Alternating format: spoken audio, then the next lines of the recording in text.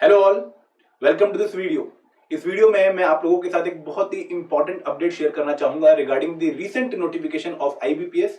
दोस्तों, आप लोगों के लिए बहुत ही इंपॉर्टेंट खुशखबरी है कि जो आईबीपीएस का एक एग्जाम होता है आरआरबी का, उसकी नोटिफिकेशन रिलीज हो चुकी है और बहुत ही अच्छे नंबर ऑफ वैकेंसीज हमें देखने को मिल रहे हैं। अगर हम बात करें ऑफिसर स्केल 1 की, तो यहाँ पर 2676 वैकेंसीज हमें देखने को मिल रही है। And for the office assistant multipurpose there are more than 4400 vacancies. तो आप लोगों के पास एक बहुत ही अच्छी अपॉर्चुनिटी है कि आप इस एग्जाम में पार्टिसिपेट करें और इस एग्जाम में एक्सेल करें। दोस्तों, जो नोटिफिकेशन में आप लोगों के सामने इंपॉर्टेंट पॉइंट्स बताना चाहूंगा कि कितनी वैकेंसीज हैं, ठीक है, एलिजिबिलिटी क्राइटेरिया क्या है, एज लिमिट क्या है, एजुकेशनल क्राइटेरिया क्या है, इंपॉर्टेंट डेट्स कौन कौन सी हैं, and then we will talk about the pattern of the examination. क्योंकि जितने भी बच्चे तैयारी कर रहे हैं उनको इन पॉइंट्स पर काफी डाउट रहता है और इनकी इंफॉर्मेशन उनको चाहिए।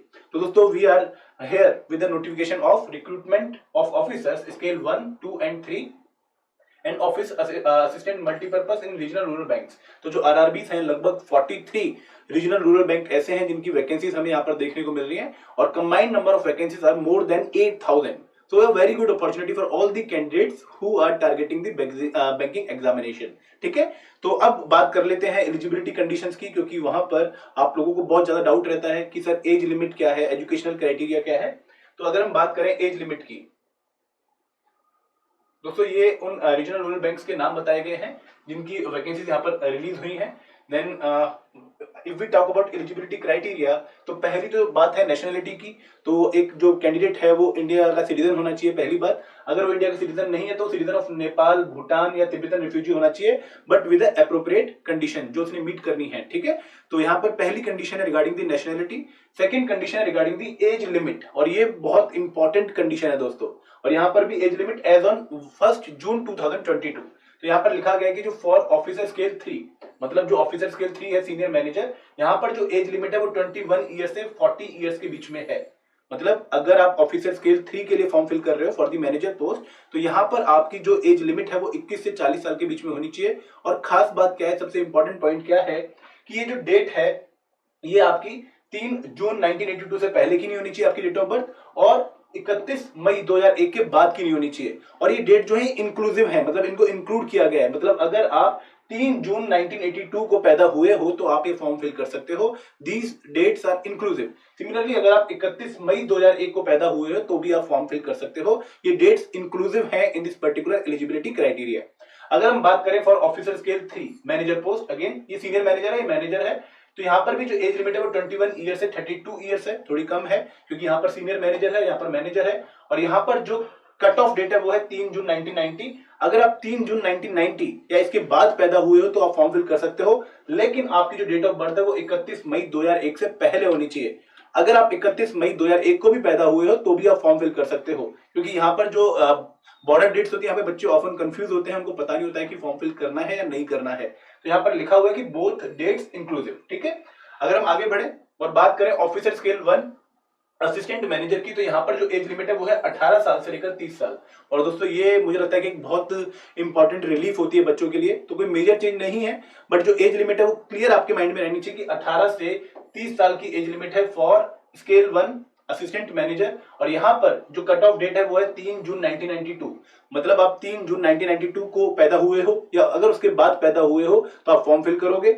इसके साथ साथ अगर आप 31 मई 2004 को या उससे पहले पैदा हुए तो भी आप फॉर्म फिल कर सकते हो। तो इस जो टाइमलाइन है इनके बीच में ही अगर आपका डेट ऑफ बर्थ फॉल करता है तभी आप फॉर्म फिल कर सकते हो। फॉर ऑफिसर असिस्टेंट मल्टीपर्पज जो एज लिमिट है वो है 18 से लेकर 28 साल। ठीक है, थोड़ी कम है यहाँ पर। और यहाँ पर जो कट ऑफ डेट है वो अगेन 2 जून 1994 है। तो सर डेट्स बहुत ध्यान में रखना।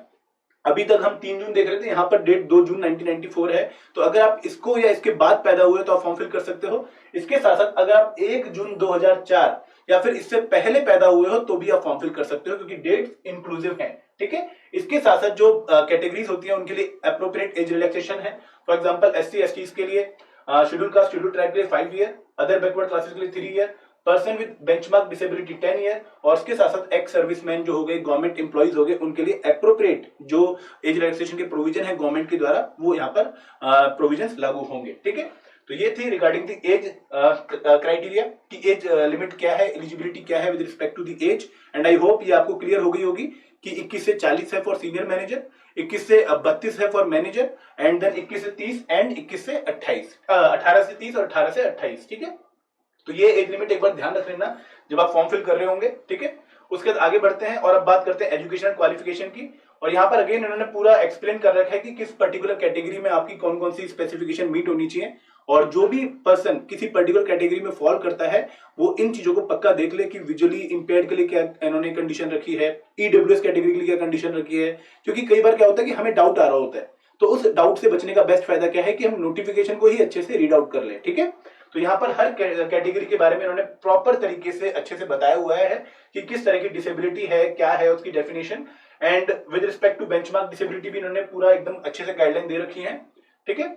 और guidelines for candidate with locomotor disability बता रखा है, विजुअली इंपेयर्ड कैंडिडेट भी बता रखा है। तो हर तरह की जो क्लैरिफिकेशन है ना नोटिफिकेशन के अंदर ही दे रखी है कि एक्स सर्विसमैन की डेफिनेशन क्या होगी, ईडब्ल्यूएस कैटेगरी में कौन कौन सी कंडीशंस मीट होनी चाहिए, ठीक है। लेकिन हमारे लिए जो बहुत इंपॉर्टेंट पॉइंट है वो है regarding the educational qualification. And then दोस्तों this is the most important thing which all people are looking for कि एजुकेशनल क्वालिफिकेशन एंड एक्सपीरियंस क्या है, ठीक है। तो अगर हम बात करें ऑफिसर असिस्टेंट मल्टीपर्पज की, ठीक है, तो यहाँ पर जो एजुकेशनल क्वालिफिकेशन है वो है bachelor degree in any discipline from a recognised university. मतलब आपके पास एक बैचलर डिग्री होनी चाहिए, लेकिन यहाँ पर मिनिमम परसेंटेज मेंशन नहीं करी है, तो it is a big relief to the student. और उसके साथ साथ प्रोफिशिएंसी इन लोकल लैंग्वेज, तो जो आपका रीजन है वहां की जो लोकल लैंग्वेज है जहां पे आप अप्लाई कर रहे हैं, तो वहां की लैंग्वेज में आपको प्रोफिशिएंसी होनी चाहिए। और अगेन उन्होंने बाद में क्लैरिफाई भी किया कि प्रोफिशिएंसी का डेफिनेशन क्या है या किस तरीके से प्रोफिशिएंसी का लेवल आप मीट करेंगे। फॉर एग्जांपल अगर आपने क्लास 8 तक या उसके ऊपर एक लैंग्वेज पढ़ रखी है, आपको उसमें एजुकेशनल आपके क्राइटेरिया में है, वो सर्टिफिकेट में है वो माना जाएगा कि आप लोकल लैंग्वेज में प्रोफिशिएंट हो, ठीक है। तो फॉर्म फिल करते टाइम ध्यान रखिएगा कि अगर आप मान लो पंजाब के हो और आप महाराष्ट्र का या फिर कर्नाटका का जो आरआरबी है उसके रिगार्डिंग फॉर्म फिल कर रहे हो, तो आपकी जो लैंग्वेज है कन्नड़ा, उसकी नॉलेज आपको होनी चाहिए। क्लियर है? तो यहाँ पर ऑफिसर असिस्टेंट मल्टीपर्पज के लिए बैचलर डिग्री होगी और आपको कंप्यूटर की वर्किंग नॉलेज होनी चाहिए और लोकल लैंग्वेज में प्रोफिशिएंसी होनी चाहिए, लेकिन यहाँ पर कोई एक्सपीरियंस मेंशन नहीं किया गया है। अगर बात करें ऑफिसर स्केल 1 असिस्टेंट मैनेजर की, जो कि सबसे इंपॉर्टेंट पोस्ट मानी जाती है, तो यहाँ पर भी आपको बैचलर डिग्री चाहिए इन एनी डिसिप्लिन भी कोई भी, ठीक है।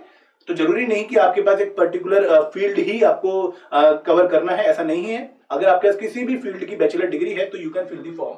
और अगेन यहाँ पर जो प्रेफरेंस दी जाएगी वो बोला गया है डिजायरेबल है एक तरह से to candidates having degree in agriculture, horticulture, forestry, animal husbandry. तो कुछ इन्होंने पर्टिकुलर डिपार्टमेंट्स मेंशन किए हैं जिनके बच्चों को थोड़ी सी जो डिजायरेबल क्वालिफिकेशन है उसका एडवांटेज मिल सकता है, ठीक है। और अगेन यहाँ पर भी इंपॉर्टेंट चीज क्या है कि आपको लोकल लैंग्वेज में प्रोफिशिएंसी होनी चाहिए और लोकल आरआरबी के हिसाब से लैंग्वेज देखी जाएगी जिसका आप फॉर्म फिल करेंगे, and working knowledge of computer is must here, ठीक है। अगर हम बात करें officer scale 2 general banking officer manager, तो यहाँ पर अगेन बैचलर डिग्री चाहिए आपको किसी भी डिसिप्लिन से या फिर उसके इक्विवेलेंट, लेकिन यहाँ पर इंपॉर्टेंट पॉइंट क्या है कि आपको मिनिमम 50% मार्क्स स्कोर कर रहे होने चाहिए उस पर्टिकुलर डिग्री में। मतलब आपकी जो एग्रीगेट है ओवरऑल डिग्री की वो 50% की वेटेज होनी चाहिए, ठीक है।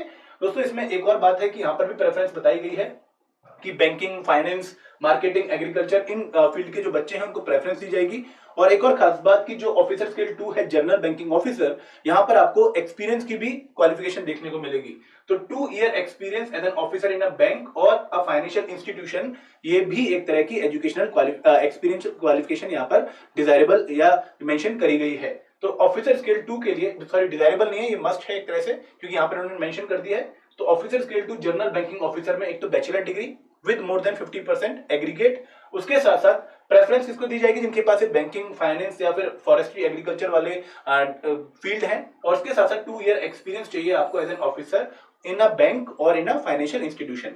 अगर हम बात करें ऑफिसर स्केल 2 की, स्पेशलिस्ट ऑफिसर की, तो अगेन यहाँ पर अगर हम क्योंकि यहाँ पर बेसिक फील्ड डिफाइन हो जाते हैं, तो मैनेजर पोस्ट स्पेशलिस्ट ऑफिसर की अगर हम बात करें तो आईटी ऑफिसर के लिए जो बैचलर डिग्री है वो from a particular field, electronics, communication, computer science, IT से होनी चाहिए। अगेन 50% की एग्रीगेट जो बेसिक लिमिट है वो मेंशन करी गई है इन एजुकेशन। तो आपका जो बीटेक है वो 50% से ज्यादा का होना चाहिए, और यहाँ पर अगर 49.99 है तो आप एलिजिबल नहीं हो, ठीक है, याद रखिएगा। And certificate in ASP, PHP, C++, जावा, तो जो लैंग्वेजेस होती हैं कंप्यूटर की, उनमें भी आपके पास एक सर्टिफिकेट होना बहुत जरूरी है, ठीक है। अगेन 1 ईयर एक्सपीरियंस चाहिए इन दी रेलिवेंट फील्ड। तो एक रेलिवेंट फील्ड का मतलब क्या है कि अगर मान लो आप इस पर्टिकुलर फील्ड में ही जॉब कर रहे हो तो you can fill the form, ठीक है। अगर हम बात करें चार्टर्ड अकाउंटेंट की तो सर्टिफाइड एसोसिएट होना चाहिए from institute of chartered accountants of India, और अगेन 1 ईयर एक्सपीरियंस होना चाहिए एज अ सीए। अगर हम लॉ ऑफिसर की बात करें तो degree from a recognised university in law और 50% एग्रीगेट उसकी परसेंटेज होनी चाहिए। और यहाँ पर भी 2 ईयर एज एन एडवोकेट और should have worked as a law officer in banks और इन एनी फाइनेंशियल इंस्टीट्यूशन। तो जहां भी हमारी स्पेशलिस्ट पोस्ट आ रही है वहां पर जो एजुकेशनल क्वालिफिकेशन के साथ साथ हमें एक्सपीरियंस की क्वालिफिकेशन भी देखने को मिल रही है, ठीक है। Similarly, for treasury manager, marketing officer, agriculture officer, there are certain experience related qualifications also. अगर हम बात करें ऑफिसर स्केल 2 की फॉर सीनियर मैनेजर तो यहाँ भी आपको बैचलर डिग्री चाहिए any discipline with 50% marks minimum, और उसके साथ साथ प्रेफरेंस किसको दी जाएगी, कुछ पर्टिकुलर फील्ड्स के बच्चों को। और दोस्तों यहाँ पर इंपॉर्टेंट अगेन क्या है कि आपके पास एक्सपीरियंस होना चाहिए minimum 5 year as an officer in a bank और इन एनी फाइनेंशियल इंस्टीट्यूशन।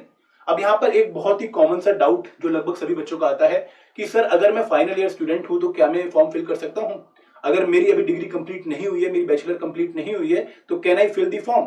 तो दोस्तों यहाँ पर बहुत अच्छे तरीके से नोटिफिकेशन में ही मेंशन कर रखा है कि अगर आपकी जो डिग्री है उसका जो रिजल्ट है वो आपके पास आ जाता है या फिर वेबसाइट पे अपलोड हो जाता है before 27 June, then you can fill the form.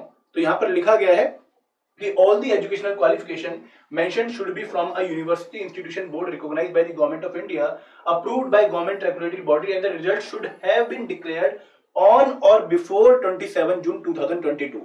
तो जो आपका रिजल्ट है वो आपके पास होना चाहिए 27 जून 2022 तक। तो जो आपकी शायद फॉर्म फिलिंग डेट भी है, तो 27 जून 2022 तक आपके पास अगर आपका फाइनल ईयर मार्कशीट या फिर फाइनल ईयर स्कोर है, टोटल स्कोर है, या फिर आपके इंस्टीट्यूट की वेबसाइट पे वो अपलोड हो चुका है, प्रोविजनल भी है आपके पास, तो भी आप ये फॉर्म फिल कर सकते हैं, आपको याद रखना है। लेकिन अगर जब तक आपका रिजल्ट अरेंज नहीं होता है 27 जून तक, तो फिर आप ये फॉर्म फिल नहीं कर सकते हैं, ठीक है। तो एक बहुत ही इंपॉर्टेंट अपडेट है ये और आप लोगों को ध्यान रखना है इसके बारे में। अब आगे बढ़ते हैं, अब बात करते हैं अगेन यहाँ पर उन्होंने पूरी तरीके से क्लैरिफिकेशन दी है कि what is particular meaning of a particular term, कि अगर हम कैलकुलेशन ऑफ परसेंटेज करें तो वो किस तरीके से होगी, प्रोफिशिएंसी इन लोकल लैंग्वेज का मतलब क्या है, ठीक है। तो यहाँ पर अगेन हम अगर फीस की बात करें तो जो SC ST PWD कैंडिडेट है उनके 175 फीस है और बाकी सभी कैंडिडेट के लिए 850 है फॉर ऑफिसर स्केल 1, 2 एंड 3, और ऑफिसर असिस्टेंट मल्टीपर्पज के लिए 175 है for SC ST PWD ex serviceman and 850 है फॉर ऑल अदर कैंडिडेट्स, ठीक है। अब बात करते हैं ऑनलाइन एग्जामिनेशन स्ट्रक्चर की। अगेन वेरी इंपॉर्टेंट पॉइंट जो काफी बच्चे इस पे डिस्कशन करते हैं, बट दोस्तों पैटर्न में बहुत ज्यादा बदलाव नहीं है। आप लोगों जो ऑलरेडी तैयारी कर रहे हो उनको पैटर्न पता है, बट स्टिल नोटिफिकेशन में क्या दिया गया है, I am going to explain it to you, ठीक है। तो प्रिलिमिनरी एग्जामिनेशन आपका ऑब्जेक्टिव है, ठीक है, और यहाँ पर क्या बोला गया है कि आपको दोनों ही जो टेस्ट हैं वो क्वालिफाई करने पड़ेंगे। You have to qualify in both the test by securing minimum cut off marks. तो जो आपका ऑफिसर असिस्टेंट है मल्टीपर्पज, यहाँ पर रीजनिंग एंड न्यूमेरिकल एबिलिटी का टेस्ट होगा। अब जो मीडियम ऑफ एग्जाम है यहाँ पर स्टार लगा हुआ है, इसका मतलब क्या है कि जो आप मीडियम ऑफ एग्जाम चूज कर सकते हैं वो इंग्लिश चूज कर सकते हैं, और इसके अलावा जो आपका लोकल रीजन है जहां से आप फॉर्म फिल कर रहे हैं, जिसके अनुसार आप फॉर्म फिल कर रहे हैं उसको उसकी लोकल लैंग्वेज आप मेंशन कर सकते हैं। और पूरी लिस्ट अभी नीचे हम देखेंगे दी गई है कि आप इंग्लिश के साथ साथ कोई और लैंग्वेज कौन सी चूज कर सकते हैं, ठीक है। तो यहाँ पर ऑफिसर असिस्टेंट के लिए नंबर ऑफ क्वेश्चंस 40, ठीक है, न्यूमेरिकल एबिलिटी एंड रीजनिंग के 40 और मैक्सिमम मार्क्स भी 1 पर क्वेश्चन 40 एंड यहाँ पर सेक्शनल टाइमिंग नहीं है, कंपोजिट टाइमिंग है 45 मिनट्स की। अगर हम बात करें ऑफिसर स्केल 1 की तो अगेन 40 क्वेश्चंस और यहाँ भी कंपोजिट टाइमिंग है 45 मिनट्स की, सेक्शनल टाइमिंग नहीं है। और अगर हम बात करें मेंस एग्जामिनेशन की तो ऑफिस असिस्टेंट जो मल्टीपर्पज है यहाँ पर ऑब्जेक्टिव टेस्ट होता है बेसिकली। तो रीजनिंग के आपको 40 क्वेश्चंस, लेकिन वेटेज कितनी है 50, कंप्यूटर नॉलेज 40, लेकिन यहाँ पर उसके मैक्सिमम मार्क्स कितने होंगे 20, जनरल अवेयरनेस 40, इंग्लिश और हिंदी में से आप कोई एक चूज कर सकते हैं, ऑप्शनल है ये, तो you can choose either English और हिंदी, ठीक है, क्योंकि काफी बच्चों को प्रॉब्लम होती है, दिक्कत होती है, तो आपको ऑप्शन दिया गया है। अगेन 40 क्वेश्चंस होंगे और उनके 40 वेटेज होगी। न्यूमेरिकल एबिलिटी के 40 क्वेश्चंस होंगे और उनकी वेटेज कितनी होगी आपकी 50। तो टोटल जो क्वेश्चन होंगे वो आपके 200 होंगे, ठीक है। 40 जनरल अवेयरनेस तो 120 ये हो गए, इन दोनों में से एक 40 और इसके अलावा न्यूमेरिकल एबिलिटी के 40। अगेन कंपोजिट टाइम है 2 घंटे का, तो कोई सेक्शनल टाइमिंग नहीं है, ठीक है। अगर हम बात करें ऑफिसर स्केल 1 की तो यहाँ भी लगभग सेम पैटर्न है, ठीक है, आपको कोई मेजर चेंज देखने को नहीं मिलेगा इन दी पैटर्न। और यहाँ भी आपके 40 क्वेश्चंस हैं with weightage 50 of reasoning, computer knowledge 40-20, general awareness 40-40, English और हिंदी में से कोई एक चूज करेंगे। ठीक है, और इसके अलावा क्वांटिटेटिव एप्टीट्यूड में आप 40 और उसकी वेटेज है 50, तो 200 मार्क्स का अगेन आपका क्या होगा, ऑफिसर स्किल 1 का मेंस का पेपर। और यहाँ पर अगेन लिखा गया कि candidate can opt either for a और फॉर बी, क्लियर है। और यहाँ पर अगेन अगर हम ऑफिसर स्केल, यहाँ पे अगेन उन्होंने पूरा आगे से बताया कि कॉल लेटर वगैरह का कैसा इशू रहेगा, ठीक है। और ये एक बहुत इंपॉर्टेंट पॉइंट था कि आप कौन सी लैंग्वेज चूज कर सकते हैं, जो स्टार हमने बताया था वहां पर। तो उसने यहाँ पे बोला गया कि अगर मान लो आप आंध्र प्रदेश के आरआरबी के हिसाब से पोस्ट फिल कर रहे हो, तो English, Hindi and Telugu can be used as an language. Arunachal Pradesh में इंग्लिश एंड हिंदी, असम में इंग्लिश, हिंदी एंड असमीज, तो ये लैंग्वेज आप चूज कर सकते हो एज अ मीडियम, ठीक है। तो रीजनिंग के क्वेश्चन अगर आप असमीज चूज करते हो तो वहां पर आपको असमीज में देखने को मिलेंगे, ऐसा एक प्रोविजन यहाँ पर दिया गया है, ठीक है। आगे बढ़ते हैं, अब बात करते हैं जो सिंगल लेवल एग्जामिनेशन है ऑफिसर स्किल 2 का, जनरल बैंकिंग ऑफिसर का। तो यहाँ भी आपको प्रॉपर सिलेबस पूरा पैटर्न बताया गया है कि रीजनिंग होगी, कंप्यूटर नॉलेज होगी, लेकिन यहाँ पर फाइनेंशियल अवेयरनेस होगा, क्योंकि यहाँ पर थोड़ी स्पेशलिस्ट पोस्ट आ जाती है, ठीक है। इंग्लिश और हिंदी में से आप एक चूज करेंगे, quantitative aptitude and data interpretation के क्वेश्चंस होंगे। तो अगेन 200 मार्क्स का पेपर है with a composite time of 2 hours. अगर हम बात करें स्पेशलिस्ट कैडर की, तो यहाँ पर भी फाइनेंशियल अवेयरनेस, कंप्यूटर नॉलेज के टेस्ट होगा, quantitative aptitude and data interpretation, professional knowledge, और अगेन कोई मेजर चेंज नहीं है लास्ट ईयर के पैटर्न से। 240 मार्क्स का पेपर है विद 200 मैक्सिमम मार्क्स, और यहाँ पर 2 घंटे 30 मिनट का आपको टाइम मिलेगा, ठीक है। ऑफिसर स्केल 3 में भी सेम एक तरह का पैटर्न बताया गया है क्लियर एक तरीके से, और लैंग्वेज अगेन आपको क्लैरिफाई करी गई है कि आप कौन सी लैंग्वेज चूज कर सकते हो। दोस्तों एक और बात की जो नेगेटिव मार्किंग है वो भी बताई गई है कि पेनल्टी 1/4 है फॉर ईच रॉन्ग क्वेश्चन, ठीक है। तो ये है regarding the pattern of the examination. तो हमने बात कर ली एज क्वालिफिकेशन की, हमने एजुकेशनल क्वालिफिकेशन की बात कर ली, और हमने पैटर्न की बात कर ली। अब एक जो बहुत इंपॉर्टेंट चीज बची है कि सर इंपॉर्टेंट डेट्स कौन कौन सी हैं, तो दोस्तों हम इंपॉर्टेंट डेट्स भी डिस्कस कर लेते हैं।